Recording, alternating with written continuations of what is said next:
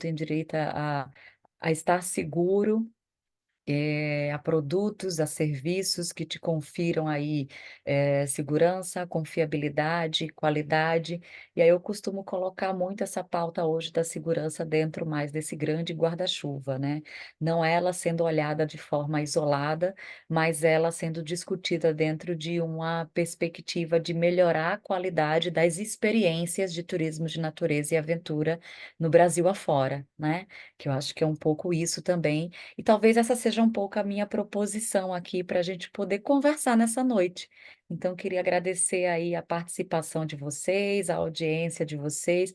Eu comentei com a Mirza e com a Camila aqui, né? Eu acho que esse é o momento da gente poder fazer uma troca de experiências, né? A Mirza já me apresentou, então, assim, eu vou falar um pouquinho a respeito também das minhas atividades, do que eu faço, mas fiquem à vontade para a gente poder interagir, não ser apenas um monólogo, né, do lado de cá, mas sim eu trazer aqui e agregar de alguma maneira reflexões, conteúdos hoje da atualidade a respeito dessa temática, falar sobre isso, né, sobre essa perspectiva do risco com foco aí nas atividades de cicloturismo, mas enfim, falar de turismo também de uma maneira geral, né, então eu acho que talvez essa seja aqui uma proposta, e aí vocês podem ficar à vontade para interagir via chat ou levantar a mão, não sei se aqui tem essa reação, né, de levantar a mãozinha aqui no Zoom, mas que a gente possa aqui fazer esse diálogo na noite de hoje e ter uma noite aqui bastante produtiva. Não sei se a gente já se conhece, né, eu estou vendo a gente ainda está aqui em um número reduzido de participantes, então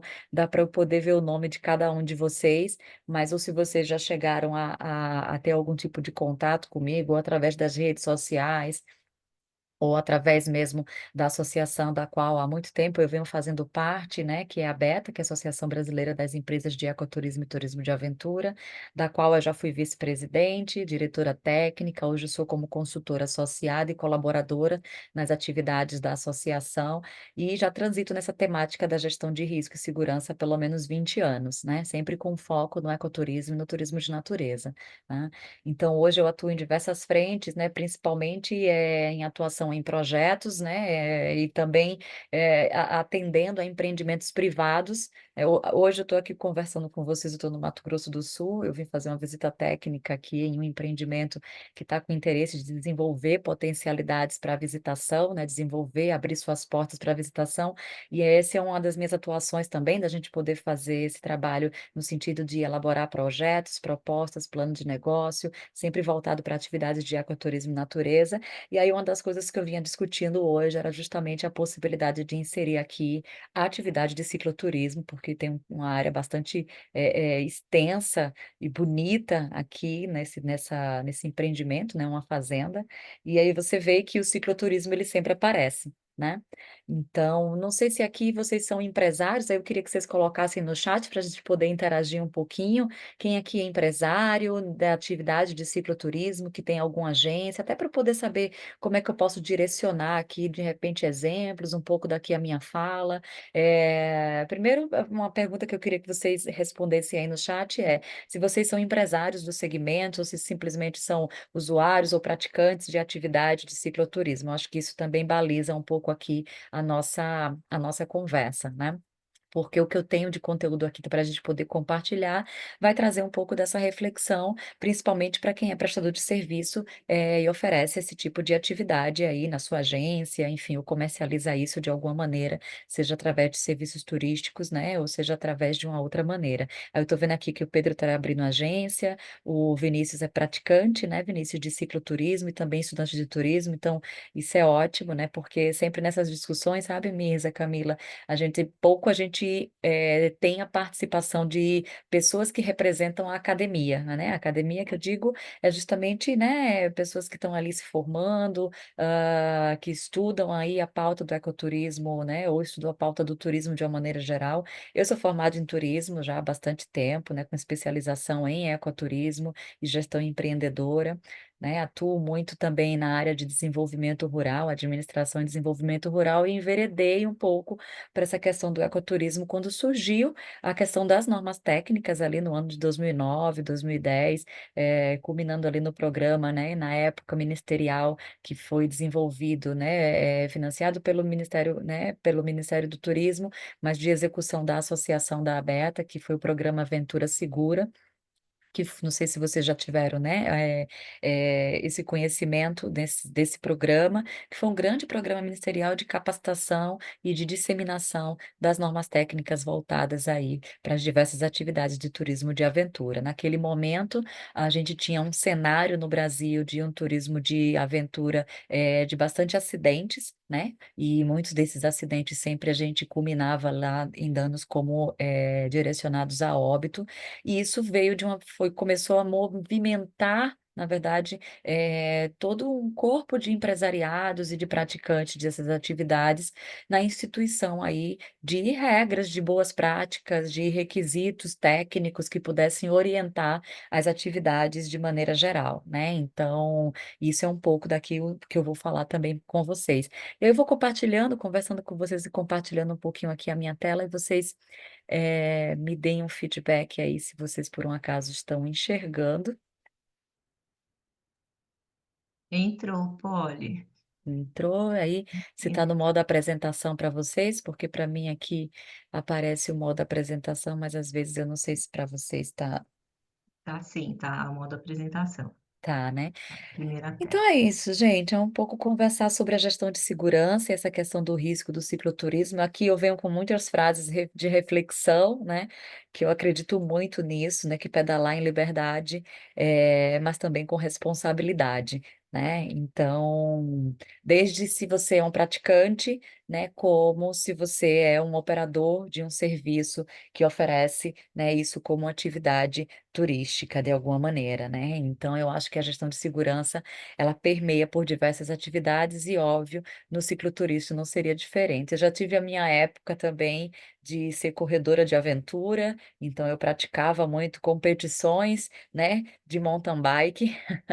Então, tenho a minha ligação ali com a atividade, né, mas por um viés esportivo, né? Depois de um acidente, eu fiquei com bastante receio e diminuí um pouco as minhas práticas aí de pedaladas e acabei enveredando muito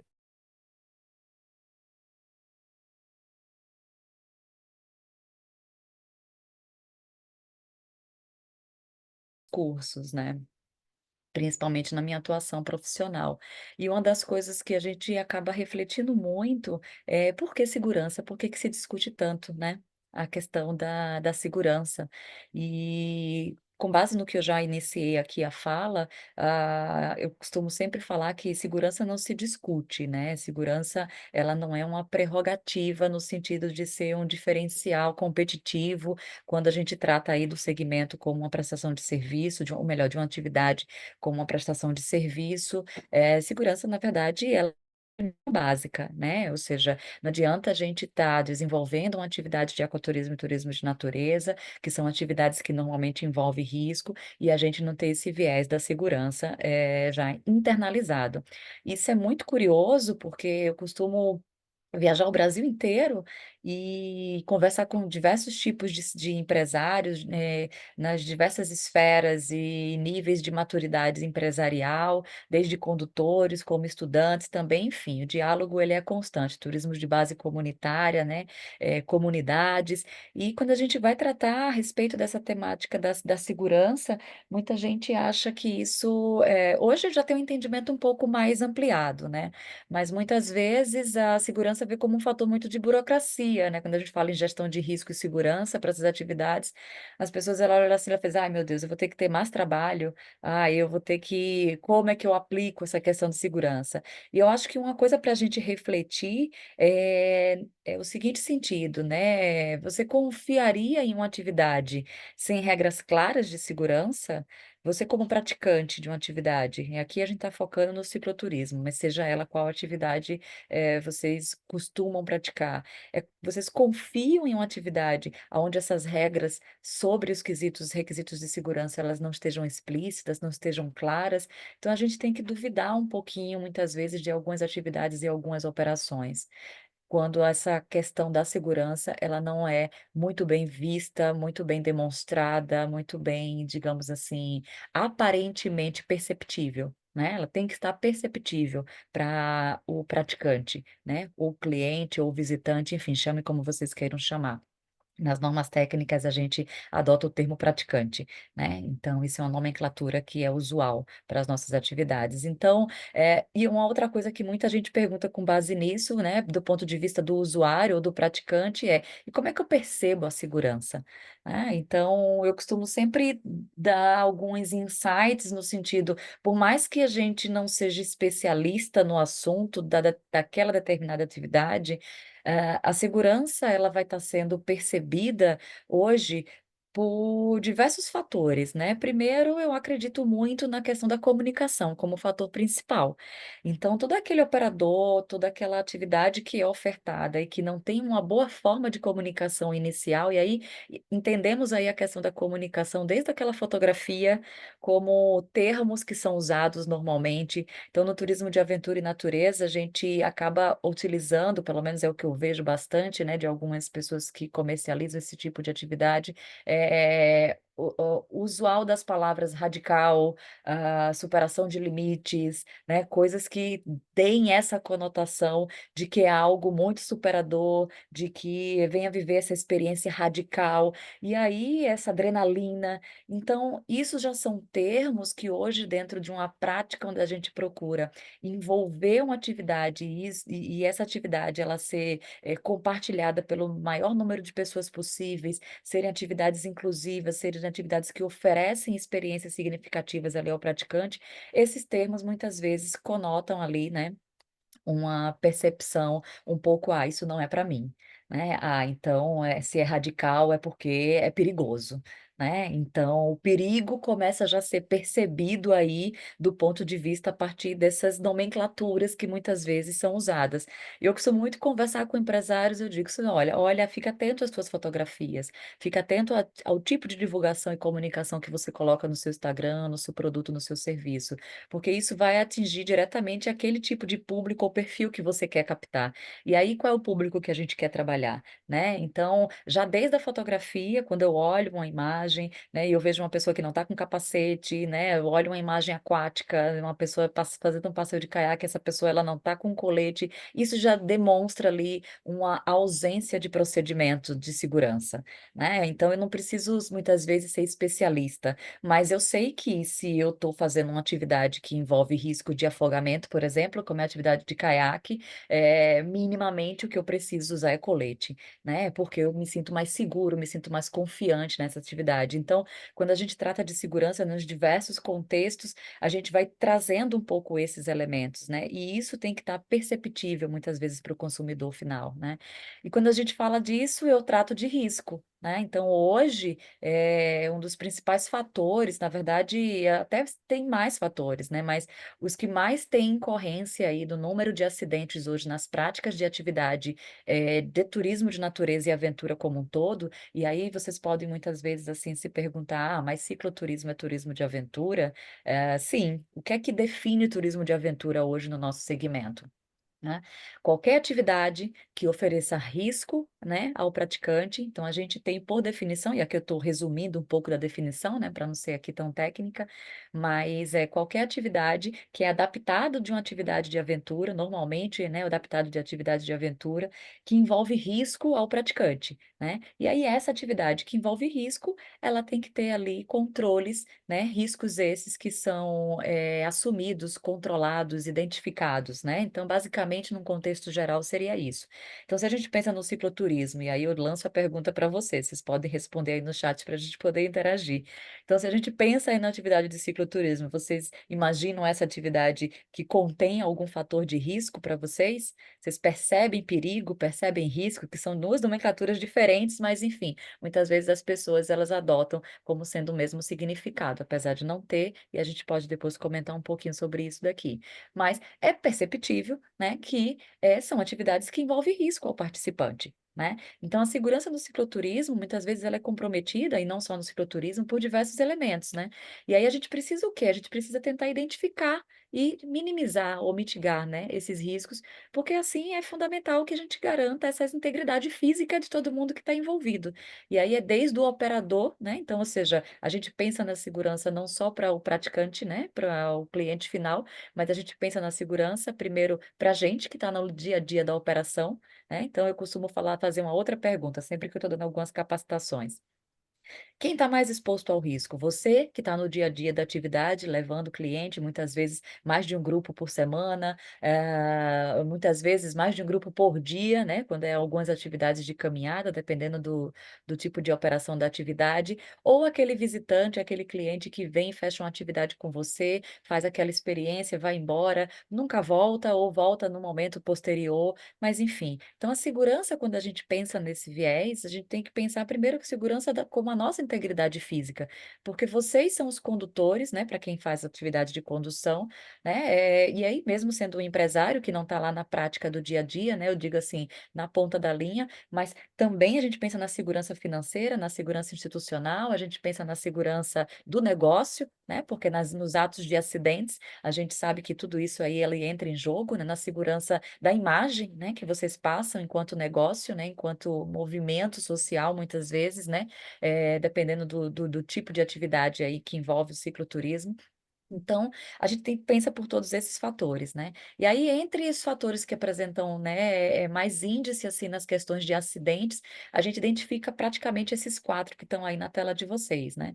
Muitas vezes os acidentes eles acontecem por negligência, imperícia ou imprudência, né, daquelas pessoas que estão envolvidas naquela prática da atividade, naquela oferta de serviço, e aí: "Ai, Polly, eu não ofereço um serviço, eu sou apenas um cicloviajante, eu sou apenas um usuário, eu sou apenas o turista", mas sim, você também como comportamento, você pode ser negligente, você pode ser imprudente. Então, a segurança do ponto de vista hoje do consumidor é um outro fator que está sendo bastante discutido dentro desses fatores que apresentam risco, porque hoje a gente já percebe que o comportamento do consumidor, do viajante, do praticante, está influenciando diretamente a segurança das atividades. Muitas vezes os operadores, eles têm ali todas as suas práticas, né, de protocolos de segurança envolvidos, tem às vezes até a gestão do risco ali muito bem, implementada, administrada, mas o comportamento daquele visitante acaba causando ali um fator de acidente, né. Muitas vezes um item que está sendo muito discutido hoje no nosso cenário é a questão dessas famosas selfies,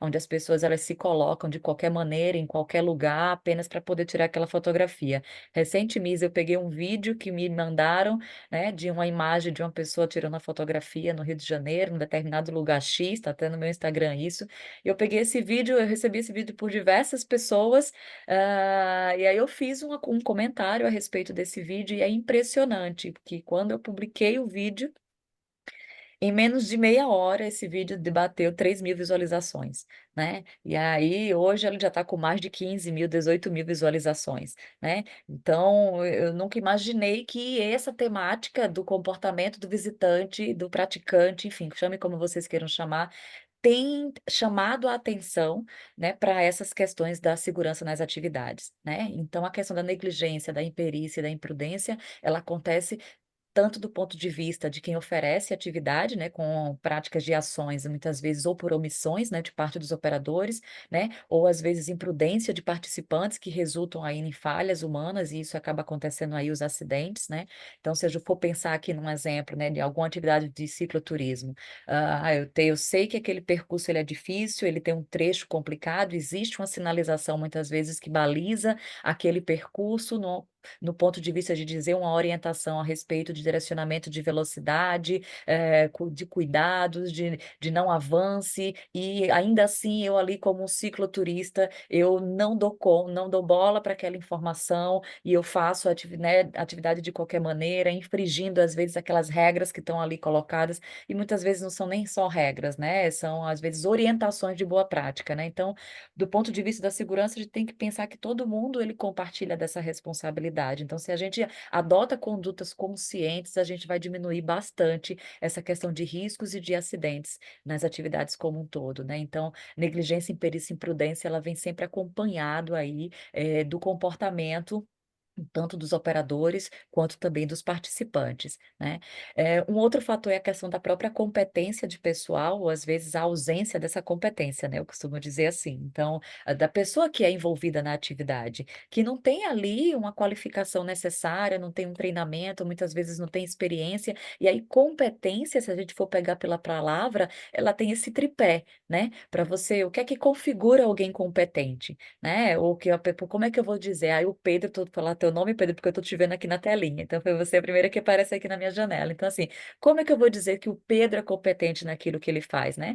O Pedro, ele tem que ali ter esses 3 critérios envolvidos, né? Eu posso ser qualificado para aquilo, mas eu não tenho ali uma experiência com aquela ação, com aquela atividade ao qual eu fui qualificado. Eu posso muitas vezes ter treinamento, mas eu não tenho atitude, né, de poder ter um posicionamento enquanto um condutor, por exemplo, de poder direcionar melhor a interrupção de uma atividade, se caso eu vejo que alguém está sendo imprudente durante uma atividade, né? Eu não tenho ali esse ímpeto, né, de ter ali uma autonomia, de desenvolver esse senso de liderança sendo o condutor. Então, eu não tenho atitude, eu tenho competência, eu tenho qualificação, mas eu não tenho atitude. Eu tenho treinamento, mas eu não tenho ali, né, experiência. Então, esse viés, esse tripé, ele vai permear sempre nesse desenvolvimento da competência do pessoal. E aí, competência hoje, até por uma questão de norma, ela é pautada nesses 3 pilares, né? Eu tenho que ser competente no sentido de eu ter a qualificação necessária, de ter treinamentos necessários relacionados àquela atividade do qual eu pratico ou do qual eu exerço, né? E eu de ser experiente naquilo que eu faço, né? Tanto em relação à equipe, como muitas vezes se a gente for adotar isso pelo ponto de vista do praticante, aí perceber que eu estou fazendo sempre um paralelo, né, Miss, assim, eu estou fazendo um paralelo do ponto de vista do prestador de serviço, porque aqui pode ter prestadores de serviços, alguém que está abrindo novos negócios, como foi mencionado, mas também pode ter aqui usuários, praticantes, enfim, grupos, né, de cicloturismo. Então, serve para muita gente a gente pegar esse conteúdo, esse conhecimento e trazer um pouco ali para dentro da nossa realidade, né, trazer para a nossa janelinha, né? Então, a competência do ponto de vista, né, eu como sendo usuário, como eu sendo praticante, também preciso de uma certa experiência. Eu preciso entender que eu preciso de equipamentos necessários, eu entender o meu esforço físico, as minhas condições físicas, né, o que é que eu necessito para poder ir para aquela atividade e não simplesmente me aventurar ali numa atividade de, sei lá, de fazer uma pedalada de 100 quilômetros, por exemplo, e não conseguir dar conta. E daqui a pouco eu acabo virando um problema para o grupo que eu estou participando, né? Então, isso também faz parte da minha experiência enquanto praticante de uma atividade. A gente tem que entender um pouco ali as nossas limitações, né? Então, quando a gente ultrapassa essas barreiras ali, né, essas limitações, a gente começa a ver fatores de acidentes acontecerem nas diversas atividades, né, por falta de competência ali do pessoal que está envolvido muitas vezes naquela operação, né? Um outro fator é a questão de ausência de procedimentos de segurança, ou seja, eu até tenho qualificação, eu até tenho treinamento, eu tenho minha operação ali muito bem, digamos assim, organizada, mas eu não sei o que fazer na hora que acontece alguma coisa. Essa é uma outra pergunta. Beleza. Aí você sabe, eu tenho um roteiro bonito, eu tenho ali uma boa imagem no meu banco de imagens, né? Eu tenho um site, eu tenho um canal de comunicação, mas eu não tenho procedimentos que retratem a segurança. Eu posso até ter um checklist, mas checklist por si só não é um procedimento que configura ali uma segurança como um todo para uma atividade, né, de cicloturismo, por exemplo, né? Então tá, acontece alguma coisa hoje na sua operação. Primeira pergunta, o que é que você faz? E aí muita gente às vezes não sabe responder de maneira muito direcionada essa pergunta que eu faço, né. Então às vezes não tem a existência ali de um protocolo de segurança, protocolos claros pessoal, né, que a gente consiga saber lidar com situações de emergências. Para onde eu levo, se é uma situação, né, e a gente vai falar um pouco isso mais à frente, se é uma situação, leve, como é que eu trato? Eu tenho equipamentos de primeiros socorros básicos, assim, que eu levo comigo nas minhas operações, eu tenho equipamentos? Tenho, beleza. Eu sei usar? porque aí a gente volta àquele ponto da competência, né, do treinamento e da qualificação. Eu sei para que serve, eu sei usar, porque não adianta eu ter se eu não sei manusear o equipamento, né. Ah, eu sei, eu sou muito bem experiente ali com bicicleta, e quebrou a bicicleta no meio do caminho. Eu sei trocar o pneu, eu sei fazer a manutenção adequada, eu sei olhar se aquela bicicleta, né, ela está com algum problema que vai impedir aquele visitante, aquele praticante de seguir a atividade dela com segurança. Eu estava recente agora, eu dou mentoria aos empresários hoje na Rota do Caminho da Fé, né, eu atendo a Associação do Caminho da Fé, é uma rota de cicloturismo, né, assim também como uma rota de peregrinação, nesses 2 modais, né, de caminhada e de bicicleta. Então, sempre que eu converso com os empresários nos processos de mentoria, e uma pergunta que foi muito pertinente, recente, que um deles me perguntou, ele fez: "Pô, ele está estabelecendo procedimentos de segurança. Um das minhas operações é o seguinte, o público, né, o digamos assim, o visitante, ele traz a sua bicicleta, né, ele quer eu ofereço toda a logística, né, mas, ele vem com a bicicleta dele, eu não ofereço a bicicleta. Então, se eu quiser ter o melhor controle sobre a minha segurança, já que eu estou estabelecendo protocolos, procedimentos de segurança, eu vou precisar agora fiscalizar a bicicleta dele também para saber, né, porque a bicicleta dele pode quebrar no meio do caminho, ele pode não estar com a bicicleta adequada para aquela operação, e aí de repente dá um problema e vai ser problema para todo o grupo. Eu disse: "Nossa, começamos a enxergar agora até onde configura esse processo de gestão de risco", que é o tema da nossa apresentação aqui, gestão de risco e segurança, né. Então, gerenciar o risco de uma atividade é pensar em todos esses elementos. Mais para frente a gente vai poder comentar um pouco melhor sobre eles. Então, quando eu não tenho procedimentos de segurança claros, estabelecidos através de protocolo formalizado, desenhados, gente, né? É pelo menos para eu poder saber o que fazer. Agora mesmo eu mandei um plano de trabalho para um projeto e é tão legal quando a gente desenha, eu adoto isso como sendo o meu procedimento de segurança, né, eu desenho um plano de trabalho com todo um passo a passo, porque para mim eu vou me sentir mais segura na hora de eu realizar as etapas das atividades que eu vou fazer. Então aquilo ali me dá um panorama claro do que é que eu tenho que fazer, quem são os responsáveis, né, o que é que eu vou envolver de recurso, para onde eu tenho que levar em caso de um acidente, né. Então, tudo isso, né, é orientação básica, que a norma inclusive ela orienta a gente como a gente tem que fazer isso, esses procedimentos de segurança. E por fim, não menos importante, uma das causas muito de que converge um pouco nisso que eu acabei de falar com vocês, é a falha de equipamentos, né. E eu costumo dizer: "Equipamentos não falham do nada, por trás do equipamento existe alguém, essa pessoa que está aqui conversando ou que está aí sentada do outro lado da telinha, né, e que manuseia a bicicleta, e que faz a manute e que deve fazer a manutenção da bike, né, e que tem que ter equipamentos de primeiros socorros e tem que saber usá-los. E se eu não sei usar os equipamentos, ou se eu não faço a manutenção desses equipamentos, eles vão vir a falhar, óbvio. Ou se eu uso eles de maneira inadequada, ele vai me dar um problema. Então e aí os acidentes eles passam a acontecer. Então, muitas vezes não é só o equipamento, é o que foi feito ou o que deixou de ser feito e que deveria ter sido feito, né, com esses equipamentos, que se a gente vai olhar um passo atrás no processo de gestão de risco, né, hoje eu faço, gente, eu talvez nem falei muito sobre isso, mas, eu trabalho justamente com implementação de sistemas de gestão de segurança para diversas atividades e, enfim, diversos contextos diferentes, né, e aí eu começo a fazer o seguinte exercício com as pessoas, eu fiz: "Faz um passo atrás", né, se o equipamento falhou, então quem estava por trás de tudo isso? Qual foi a manutenção que deixou de ser feita? Qual foi o checklist que não foi averiguado? Aí eu esqueci o equipamento, então a operação já foi comprometida. Isso também faz parte da segurança. Se eu esqueço o equipamento, na hora da minha operação lá na ponta da linha, imagina, eu estou aqui a quilômetros, eu estou em Porto Murtinho nesse exato momento. Né, então eu estou a quilômetros da cidade, eu estou numa área super isolada aqui, a quilômetros da cidade, então eu vim com todos os meus equipamentos para fazer uma visita técnica, mas eu deixei algumas coisas na cidade em si. Se eu não venho para cá com os equipamentos necessários, eu não tenho mais como voltar, então a minha atividade que eu vim fazer aqui já estava completamente comprometida. Para eu não esquecer, eu tenho meu checklist, então isso é uma coisa básica.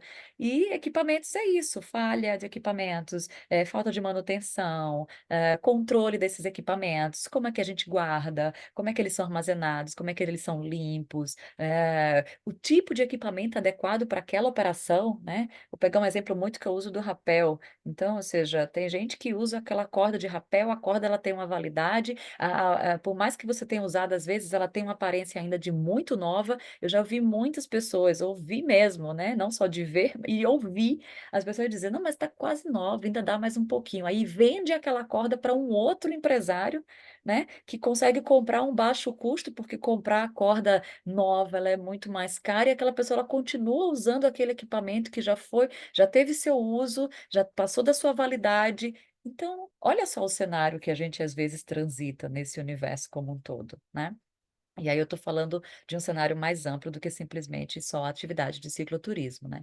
Então hoje no Brasil, gente, a gente tem um cenário do turismo de aventura e natureza, onde a gente tem ali, talvez vocês já devem ter ouvido falar, não seja novidade para ninguém, mas aqui é bom a gente sempre lembrar, a gente tem um cenário brasileiro onde a gente é referência hoje para o Brasil e para muitos países hoje no mundo, de normas técnicas voltadas para as atividades de turismo de aventura e natureza. Então a gente iniciou esse movimento há muito tempo atrás, hoje eu faço parte da comissão da BNT, né, do Comitê 54, onde a gente discute essas normas, criam esses procedimentos, participa desses grupos de estudo, e hoje a gente já tem 44 normas técnicas, né, no âmbito da BNT, dentre delas, né, algumas delas já sendo do âmbito internacional da ISO, como é o caso aqui que eu trouxe apenas uma, que é a que a gente chama que é a espinha dorsal, né, que é a de padrão para sistemas de gestão de segurança, para as atividades de turismo de aventura e natureza, mas fora isso a gente tem a norma 21102 que trata especificamente de competências de líderes, né, para condutores nas diversas atividades, a 21103 ISO 21103 que trata também só de comunicação para os participantes, e aí olha só, o quanto a comunicação é um fator principal, primordial, e eu costumo dizer 90% dos casos dos acidentes relaciona-se se a gente for fazer um histórico passado, né, se a gente vai voltando os passos para entender as causas dos acidentes, a gente vai chegar ali em falhas de comunicação. Seja através de, né, comunicação verbal, seja através, como eu falei para vocês, né, da imagem, de coisas que teriam que ser ditas e não foram ditas, não foram combinadas, não foram repassadas para o usuário, né, para o visitante. Então, sempre a comunicação, ela vai estar envolvida ali quando a gente trata dos quesitos de segurança. Então, hoje a gente tem um cenário de 44 normas técnicas, para o cicloturismo não seria diferente, né? A 21101, ela trata especificamente sobre a implementação de sistemas de gestão de segurança para as atividades. Claro, aqui a nossa conversa de hoje não é para a gente poder ensinar aqui a fazer sistema de gestão de segurança, mas eu vou dar uma pincelada um pouco aqui naquilo que eu acho bem importante que se aplica aqui a qualquer atividade, a qualquer processo, e muitas vezes até a nossa própria segurança, né? Porque voltando um pouco àquela pergunta inicial, por que pensar em segurança? Por que segurança? Não somos educados a pensar em segurança, né, nunca fomos, assim como muitas vezes, né, a gente cresce e não somos educados em questões, né, de educação financeira, né, segurança também, a gente não é educado a pensar em requisitos de segurança. Então a gente está em casa, a gente não sabe se alguém se engasga, como é que a gente faz, né, coisas básicas, corriqueiras do dia a dia, né, de qualquer casa. Né, caiu, como é que a gente faz, né, quais são os procedimentos? Alguém teve sei lá, um problema né, um ataque ali, o que é que a gente faz? Como é que a gente identifica que a pessoa está tendo um derrame? Então, assim, coisas que a gente poderia utilizar na nossa prática para dentro de casa mesmo, na nossa nos nossos familiares, né. Então, a segurança a gente muitas vezes não exercita isso nem dentro de casa, então quando a gente vai ali ous tratar da segurança em termos de negócio, isso muitas vezes tem uma certa resistência. E é o que eu percebo muito, eu percebo a questão da gestão de segurança, para alguns ainda, como sendo um fator de bastante resistência, de achar que tudo isso daqui é uma grande burocracia, né, que são coisas que são difíceis de fazer, ai, que são muito técnicas, que eu vou ter que me movimentar muito, "Ai, já estou fazendo a coisa, então assim, já está dando certo, para que que eu vou fazer diferente?", né, "Por que que eu vou mexer com isso?". "Ah, mas eu já tenho esse protocolo daqui, né, então isso já me atende, então assim, não preciso mais, aumentar a coisa". Então, esses pensamentos, eles não contribuem para a gente disseminar essa cultura da segurança que a gente preza tanto hoje, né. Então, trabalhar dentro de um padrão e onde a gente possa ali, a gente ter um sistema de gestão de segurança implementado, ele facilita, porque ele te traz uma visão do teu próprio negócio, muito mais do que só a segurança ali no viés, na ponta da linha, né, mas ele te traz uma visão de maturidade empresarial, ele te traz uma visão de ampliação de negócio, ele faz você olhar para dentro e enxergar ali a questão de recursos financeiros, o melhor uso dos seus recursos, a melhor forma de você administrar a tua equipe, a melhor forma de você ter ali processos que já ficam claros, definidos e você pode ter uma comunicação execução muito mais ágil, efetiva, direcionada ao cliente. Uma imagem, né, te passa ali uma imagem de confiabilidade, uma imagem enquanto negócio de responsabilidade social, de responsabilidade, dentro do processo da sustentabilidade também, né, porque segurança também é sustentabilidade. E a implementação de um sistema de gestão de segurança, ele te traz, no final das contas, a sustentabilidade do teu próprio negócio. Porque quando acontece um acidente, dependendo da situação, né, do tamanho do passivo, ah, já vi muitas empresas, muitos negócios fecharem, né? E imagem de destinos turísticos comprometidas, né? Quando causa o acidente, porque aqui a gente não precisa narrar tudo isso, eu poderia passar uma noite narrando aqui para vocês diversos acidentes, mas quando a gente fala aqui, lembrem de um destino, uma cidade, que aconteceu um acidente muito forte que está na cabeça de vocês e nunca mais saiu. Então, eu não quero dizer o nome aqui, porque está sendo gravado e tudo mais, né? Porque acaba isso sendo bastante exemplo, mas eu tenho certeza que tem uma palavra em um lugar turístico, bastante turístico, que já vem na mente de vocês e que foi chocante para o Brasil inteiro e para o mundo, né? E é a imagem desse destino turístico até hoje ficou assim, por conta de um acidente. Claro, ali teve um acidente que foi muito de uma coisa assim, Hipólito, muita gente naquele momento, eu trabalhei nesse destino antes, durante e depois do acidente, né? E aí dei várias entrevistas, apareceu na televisão, já, né, fantástico, resposta espetacular. E a primeira pergunta que os repórteres sempre fazia é: poderia ter sido evitado? Aí você, gente, aquilo ali poderia acontecer hoje, poderia acontecer amanhã, poderia ser de manhã, de noite, poderia acontecer daqui a 10 anos, porque fazia parte de um contexto de natureza. O que é que poderia ter sido evitado ali? Aí a gente volta lá para aqueles 4 itens que eu mostrei para vocês, que é a imprudência dos operadores de estar no lugar, de se aproximar muitas vezes do local, né, de estar ali, às vezes, tirando uma selfie, né, com momentos de cheia, fazer uma operação sem pensar que no dia anterior teve muita chuva no lugar, que não estava sendo uma operação que já de cara já não dava segurança para quem estava ali na prática da atividade, enfim. Aí também tem a fatalidade, que é sempre assim, né? Acontece por uma junção de coisas. Então, o acidente, ele normalmente acontece não por um fator específico. Ele sempre vai acontecer e é um praxe. Ele sempre vai acontecer, pessoal, por uma sucessão de episódios, né? Uma sucessão de fatores que vai causar aquele determinado acidente. Então, quando a gente fala em sistema de gestão de segurança, a gente vai dentro das diversas, implementações ali dos requisitos que a norma traz para a gente, uma delas é isso, de identificar os riscos. Faça um exercício, é sempre uma boa prática. Fica aí com uma tarefa de casa para vocês, né? No momento que vocês estiverem aí um pouco mais tranquilos, sentem, olhem para a operação de vocês, pega um bloquinho de caderno, né, um bloquinho de anotação e faça o seguinte exercício: liste tudo que vier à sua cabeça sobre o que você possa imaginar dos perigos que pode acontecer na sua atividade.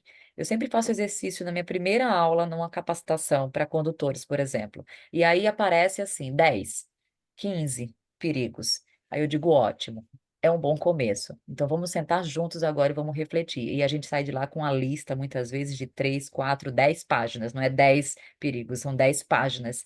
E aí todo mundo olha assim e faz, uau, então essa atividade é muito perigosa. Eu digo, não. É porque a gente não consegue olhar para ela com esse olhar um pouco mais apurado.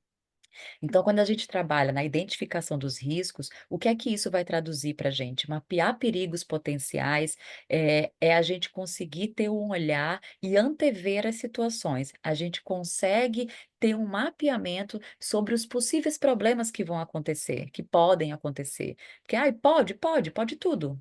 Né? Pode de repente aqui cair a conexão aqui da minha internet, que é um risco, né? E a gente cortar aqui a nossa transmissão, né? Então perdemos a segurança da nossa transmissão, né? Então, quando eu trato isso, quando eu coloco isso no meu campo de visão, através desse exercício simples, que é de fazer esses apontamentos, eu começo a olhar para a minha atividade de uma forma mais sistemática. Eu consigo ela ter um campo de visão muito maior e eu consigo aí a pensar em situações que eu posso melhorar a minha operação. Aonde eu exatamente posso melhorar? Aonde exatamente eu posso investir mais recurso, né? Aonde eu posso criar novos protocolos, novos procedimentos? O que é que eu já faço que aquilo dali vai possibilitar que não aconteça? A gente chama de controles operacionais, né? Então, quais são os controles que eu já tenho que faz com que aquele perigo ele não aconteça? Mas se ele por ainda assim acontecer, como é que eu posso fazer, né, uma medida que a gente chama dentro do processo de implementação de tratamento, né? Como é que eu posso tratar para que aquilo, né, seja corrigido? Então, quando eu faço esse exercício, eu consigo ter ali uma antecedência a essas situações. Me dá um panorama e aí eu sim, eu consigo ter uma visão mais ampliada. Eu vou ter uma visão mais sistêmica. O nome Sistema de Gestão de Segurança, ele não é à toa, né? É essa visão, né, bem administrativa, né? A gente chama aqui do ciclo do PDCA, né? A gente planeja nossa atividade, a gente executa processos, procedimentos, a gente realiza, vê se as coisas elas estão funcionando, e aí a gente vai descobrindo falhas no processo, a gente vai descobrindo novas maneiras de fazer, e aí a gente vai repadronizando tudo isso, né? A gente vai fazendo novamente, né? Então, isso aí é um bom começo para vocês poderem também exercitar. Padronizar processos, criar procedimentos consistentes, e aí tudo isso no sistema de gestão de segurança, ele culmina aí nessa evolução, né? Dessa experiência, nessa melhoria contínua. Então, segurança, gente, ele é custo ou é investimento? Na opinião de vocês, né? Tem até aqui algumas coisas no chat. Se tiver alguma coisa que você queira comentar, Camila, e Misa, fica à vontade, tá?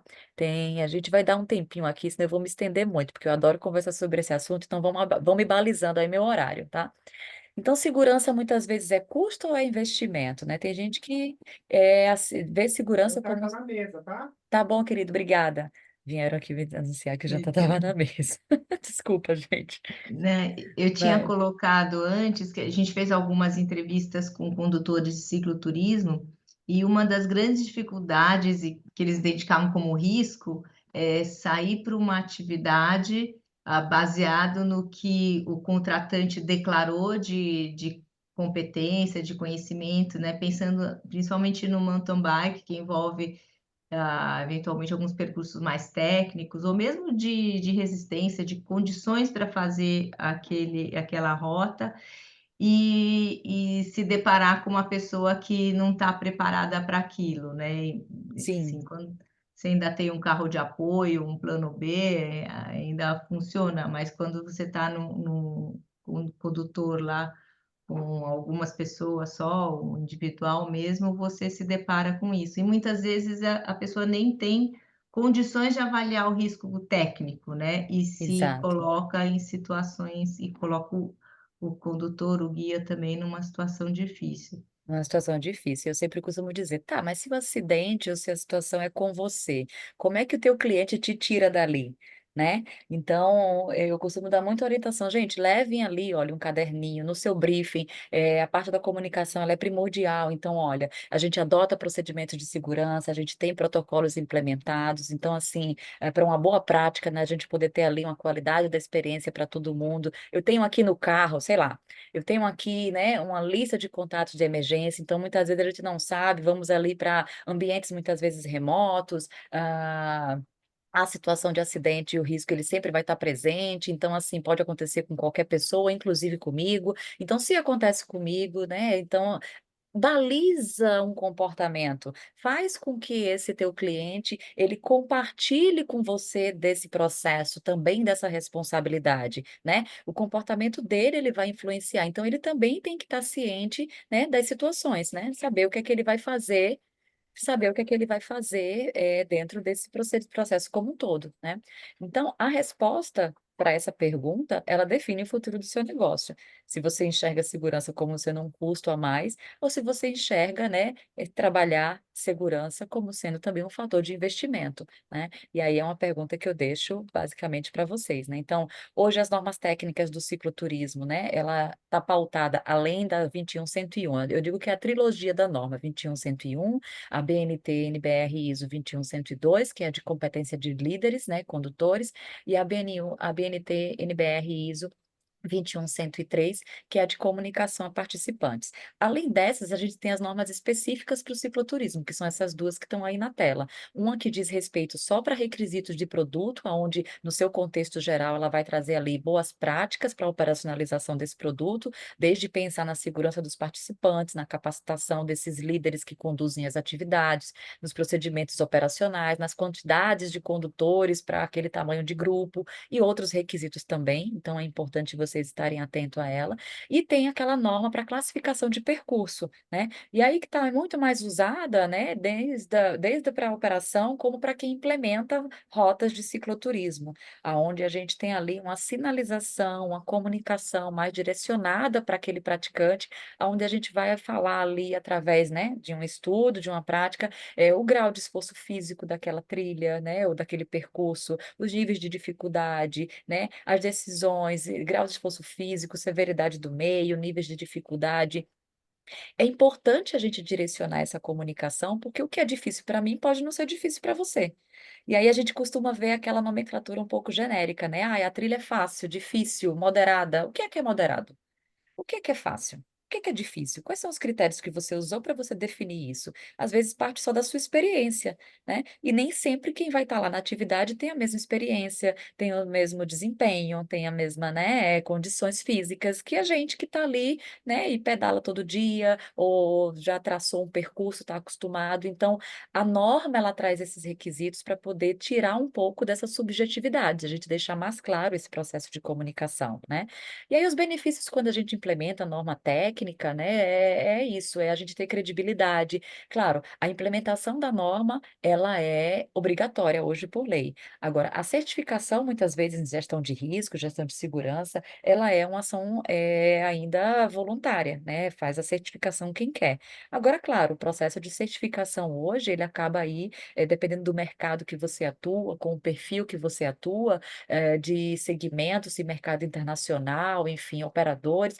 Bom, a certificação, ela já é um selo que não precisa você nem dizer que tem segurança, porque quando você tem ali um selo do Inmetro, né, atestado, né, com ISO 21101, é igual a 9001, né, de qualidade, mas com ISO 21101, aquilo ali já te diz que você já passou por todo um processo de auditoria, toda uma conferência dos seus procedimentos, protocolos, e que te fez chegar até ali. Então, te dá ali, sim, a credibilidade, te faz uma comunicação mais clara.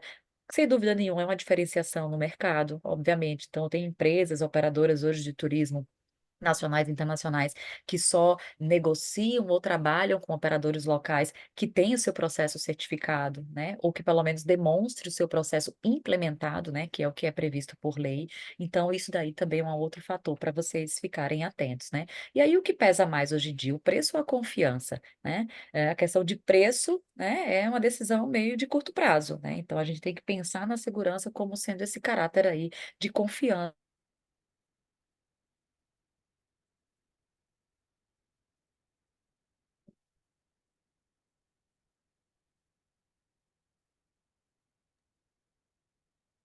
Falhou para mim ou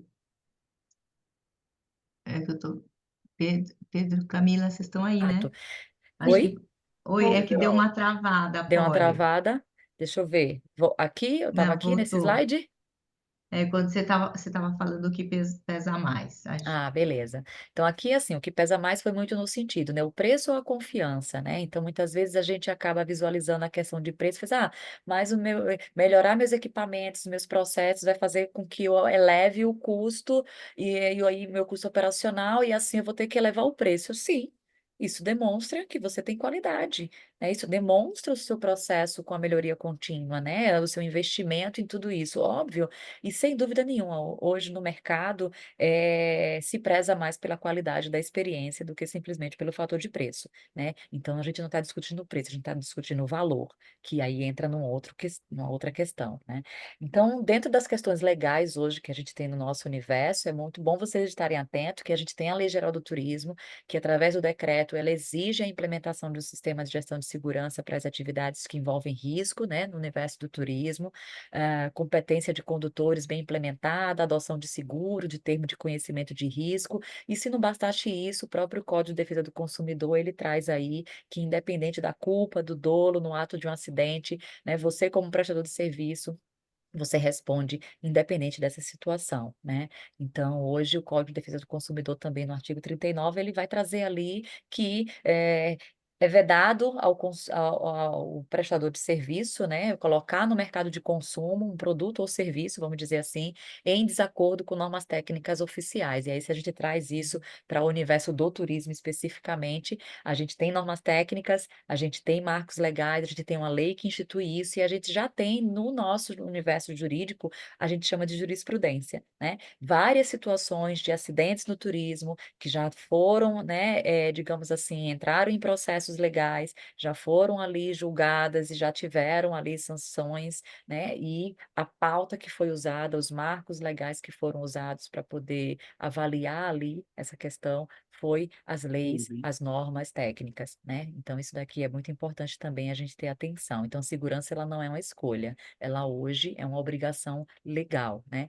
E aí os requisitos essenciais aí dentro da norma de cicloturismo vai envolver desde a avaliação dos riscos, que isso também culmina aí na gestão de risco e segurança, que é uma análise prévia, né, desde a capacitação dessas pessoas, né, condutores treinados, capacitados, equipamentos, né, condizentes, ter plano de emergência, registrar esses incidentes, né, e aí ele traz muita informação quando a gente faz essa prática, é uma outra coisa que eu deixo de exercício. Você que opera, deixa um caderninho lá dentro do seu veículo, das suas bolsas, da sua mochila, enfim, né, e passe a anotar cada vez que acontece alguma coisa, né, alguém caiu, se machucou, torceu o pé, passou mal, enfim, qualquer evento indesejado, é assim que a gente chama, né. Então, registre, por quê? Porque isso também vai te trazer informação, vai te trazer dados de onde você precisa melhorar. O que é que você precisa fazer para que aquilo não venha acontecer de novo, né. Então a gente vai sempre trabalhar a segurança na situação preventiva, muito mais do que simplesmente na situação corretiva, né. E aí seu roteiro, cumpre todos esses pontos que eu acabei de mencionar? Então fica aí a reflexão para vocês, né. É uma reflexão que tem que ser feita aí de forma honesta, né, por vocês mesmos, uma autoanálise, e esse é o primeiro passo para melhorar, né, as operações hoje de cicloturismo, de viagens, de turismo de natureza como um todo, né, de cicloviagens, né. E aí a gestão de risco na a gestão de risco na prática vai ser isso, identificar esses riscos, avaliar e saber como tratar, sempre constante. Isso é uma coisa, gente, que é intrínseca, e isso vira rotina nas nosso dia a dia, né, nas práticas das atividades, dentro desses processos. Deixo aqui de exemplo para vocês, já indo para os momentos finais, né, esses 7 pilares principais, né, hoje a norma técnica ela é extensa, ela tem vários requisitos, essa pizza aí que vocês estão vendo seria muito mais ampla, mas eu normalmente costumo sempre chamar que, para a gente poder dizer que a gente tem gestão de risco, gestão de segurança nas atividades, a gente minimamente, dentro de tudo que a norma nos exige, e aí recomendo vocês depois visualizarem a norma, a gente precisa implementar minimamente esses 7 pilares principais, senão a gente não pode dizer que a gente trabalha dentro de um processo de gerenciamento de risco. A gente precisa ter ali o nosso escopo bem definido, o contexto da nossa atividade bem desenhada, a gente precisa mapear essa lista de perigos que eu fiz, né, de exercício aí para vocês, identificando os riscos, entendendo quais as probabilidades, quais as consequências deles, ter um plano de emergência, e aí, poxa, como é que eu vou ter um plano de emergência, Polly? E aí por isso que é a importância da gente mapear esses perigos e riscos, porque aí eu consigo elaborar uma ação de emergência com base naquilo que eu já sei que vai acontecer ou que pode acontecer. Então isso começa a conversar um com o outro. Isso faz parte desse processo de gestão, né. Entender essas responsabilidades, definir papéis, quem faz o quê, eu sou eu presa, então eu faço tudo sozinho, entender que a responsabilidade é maior, mas se eu tenho equipe ou se eu tenho, né, de repente pessoas contratadas em meu nome, essas pessoas ela tem que estar treinada, tem que entender dos processos para poder a gente ter ali uma atividade segura, monitorar as atividades, quando eu falo em monitoramento, minimamente anotar os incidentes que vão acontecendo, né, e aí é anotar os incidentes, gente, não deixar para anotar só quando acontece o acidente, né. O incidente é um potencial acidente, então é sempre bom a gente monitorar os incidentes que vão acontecendo. Ter ali uma comunicação clara e, claro, ter procedimentos bem definidos. Aqui são alguns exemplos, né, de maneira, assim, muito, geral, né, então isso seria muito mais aprofundado dentro de um processo de gerenciamento de risco. Mas aí é isso, a gente entendeu o contexto da organização. Essa fotografia que eu deixei aí para vocês, né, é um exemplo, né, de um digamos assim, uma sinalização de classificação de percurso, já com base na norma técnica de classificação de percurso para cicloturismo, né? Ele vai falar ali sobre monitoramento, sobre a questão de severidade do meio, né? Grau de elevação e tantas outras informações, né? O levantamento de perigos aqui é praticamente um exemplo, assim, básico, né? Sem ainda análise de probabilidade e consequência, mas é através disso que a gente vai fazendo, né? Então, eu identifico ali o perigo, eu entendo qual a consequência que cada situação daquela me traz, eu entendo o que é que eu faço hoje para que isso não aconteça, a gente chama de controle operacional, né? E aí, eu tento entender como é que eu trato caso isso venha acontecer, né? Então, isso daqui é um roteiro bem simplificado, abrangente, né? E aí vale como um exercício para vocês olharem para a operação de vocês de maneira mais prática e poder fazer isso daqui, já entrando nessa cultura da segurança, implementando aí pelo menos esses pilares que eu estou trazendo aqui para vocês de gestão de risco, né? Um plano de atendimento à emergência, sempre identificando aí o que é que você faz, se por um acaso você considera ali os tratamentos leves, e o que é que eu considero.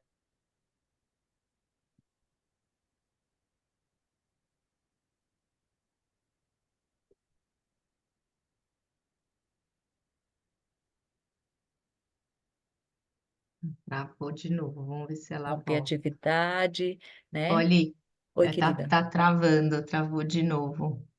Travou? Travou. Mas assim, eu tô vendo que você tá encaminhando aí já para o encerramento. Só o Almir falou aqui que já viu a sinalização e quer implementar lá no local onde ele trabalha. E o Pedro perguntou se as consequências. Pedro, você quer falar? A consequência para a empresa, se ela tem o sistema implementado, se tem mudança na questão jurídica. É isso, Pedro? Desculpa, repete, é do Pedro? No caso, tem um risco já mapeado.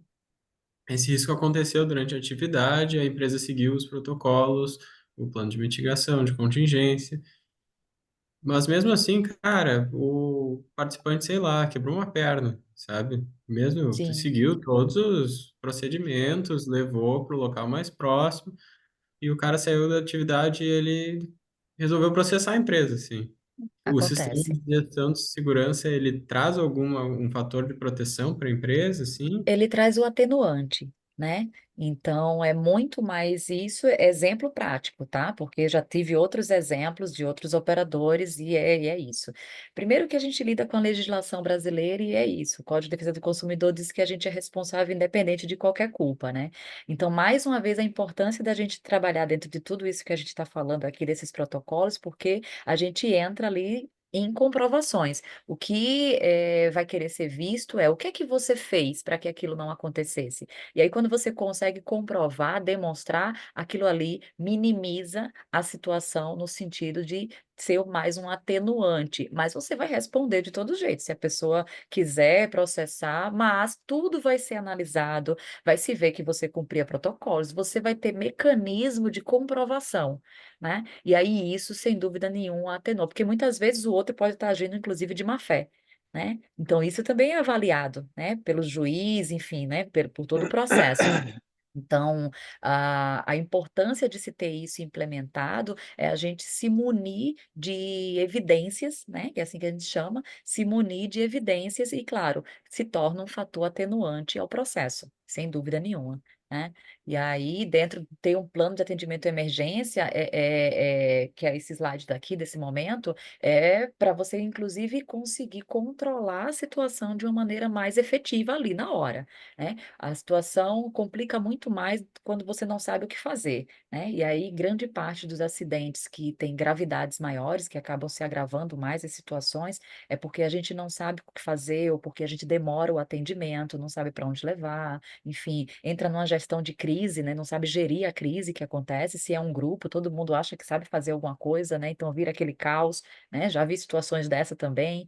Então, ter um procedimento claro, definido, comunicado isso também é muito importante para a gente poder agir mais rápido, né, nas situações, porque se é um acidente mais grave, né, o que vai amenizar ali a problemática do acidente, né, a pessoa não ter ali um dano muito mais complexo, é a agilidade no atendimento, né?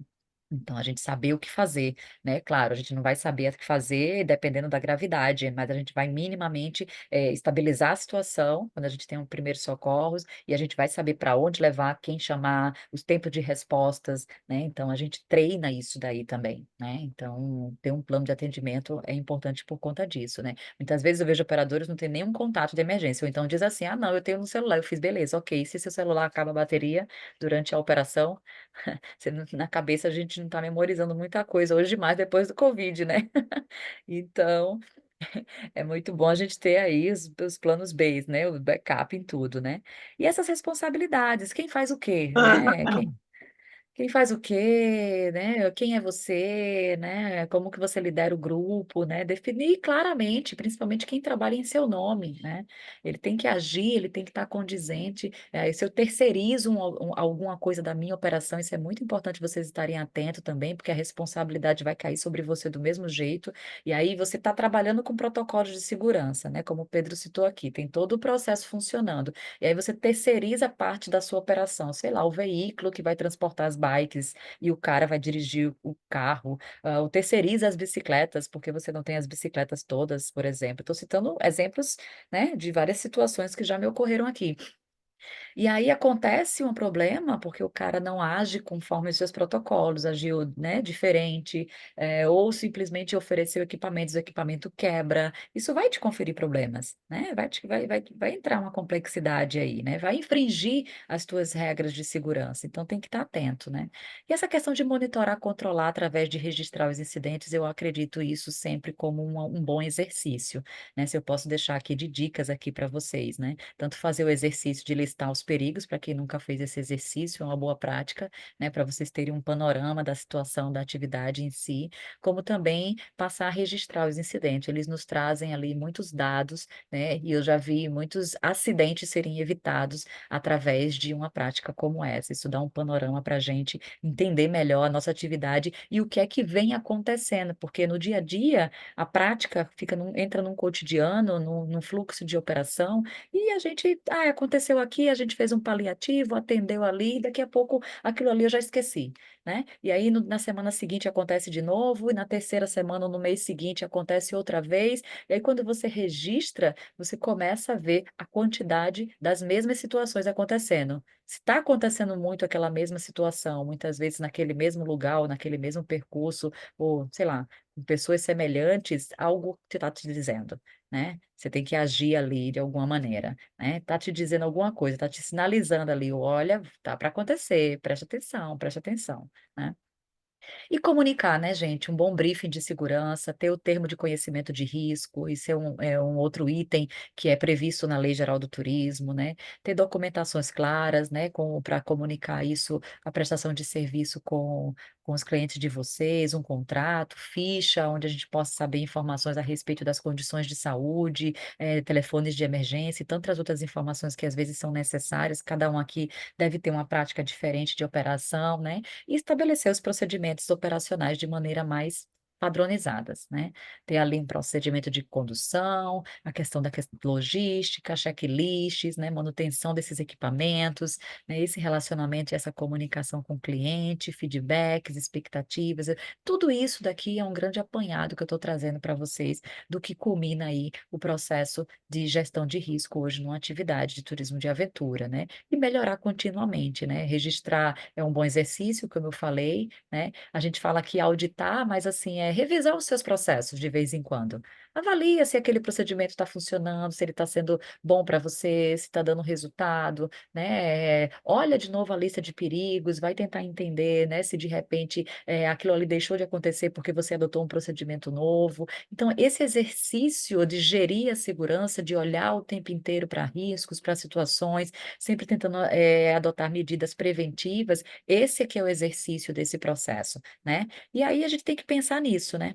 A gente está preparado para evoluir, né? Então, implementar esses procedimentos de gerenciamento de risco, ele vai passar por todos esses quesitos aqui que eu trouxe para vocês. E claro, se a gente vai implementar com base para uma certificação, vai ter mais coisas que nosso tempo aqui não atenderia. Só um curso mesmo longo assim, que é bastante assunto.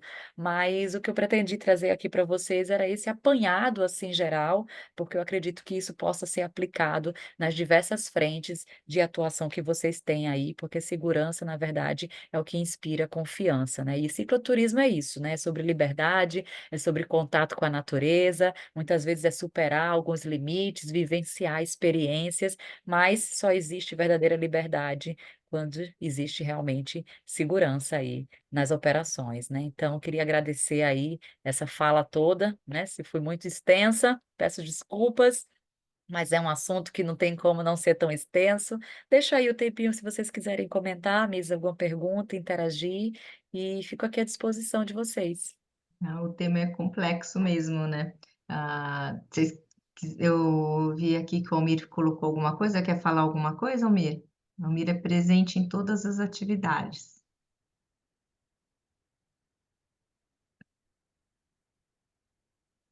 Hum.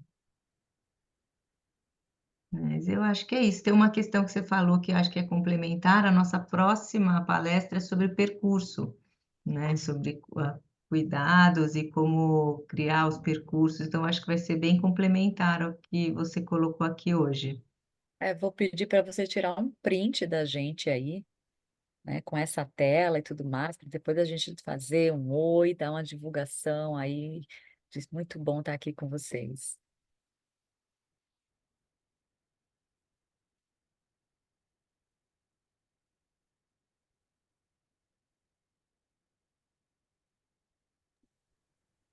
Eu fiz o print, vou fazer outro aqui. Peraí, pessoal.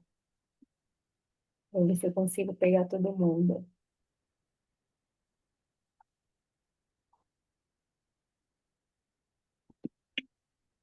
Foi, agora sim. Ah, que legal. Tá, joia. Super obrigada a todo mundo, Poli, especial. Se surgirem novas perguntas aí também, a gente te segue lá. Tem sempre uma dúvida ou outra que você esclarece lá pelos seus posts. Vocês E podem, enfim, eu não sei se vocês pegaram aqui, mas enfim, pode mandar mensagem, eu normalmente sempre respondo, posso demorar às vezes, mas respondo, porque eu estou sempre na estrada, mas é isso, se quiser compartilhar, enfim, trocar ideias, eu acho que a gente está aqui para isso, né, para a gente poder disseminar o quanto mais, melhor esse assunto. é isso aí. Brigadão, pessoal. Boa noite. Você quer mostrar da próxima, não, Cami? Eu tô mostrando aqui para vocês, não tá aparecendo? Não, ainda tá a tela da Poli para mim. Então, eu acho que a Polly tem que encerrar dela para Ah, começar eu não tirei aqui, cadê? Eu achei que, a encerrar aqui. eu achei que eu tinha tirado, desculpa. Acho que agora vocês estão vendo minha tela. Bom, então, como a Mirza já Sim. falou, né, a gente vai ter a nossa próxima palestra no mês que vem, Percursos para Cicloturismo. Em breve a gente vai divulgar a data, então quem ainda não segue a Mantivelo no Instagram, deixa o convite aqui também para seguir a gente lá, @Mantivelo. Qualquer dúvida também podem entrar em contato com a gente pelo direct, pelo nosso e-mail. Estamos abertos aí para tirar qualquer dúvida e também para ouvir vocês. Então eu espero todo mundo na próxima palestra. A gente em breve vai divulgar a data certinha, o horário e provavelmente vai ser também aqui pelo Zoom, então aguardem novidades. Então, boa noite, gente. Boa Obrigada pelo noite. convite. Adorei estar aqui junto com vocês. E agradece aí o pessoal do Mato Grosso por ceder você um pouquinho. Tá bom, obrigada. Tchau, obrigada. Tchau, gente. Tchau, boa noite.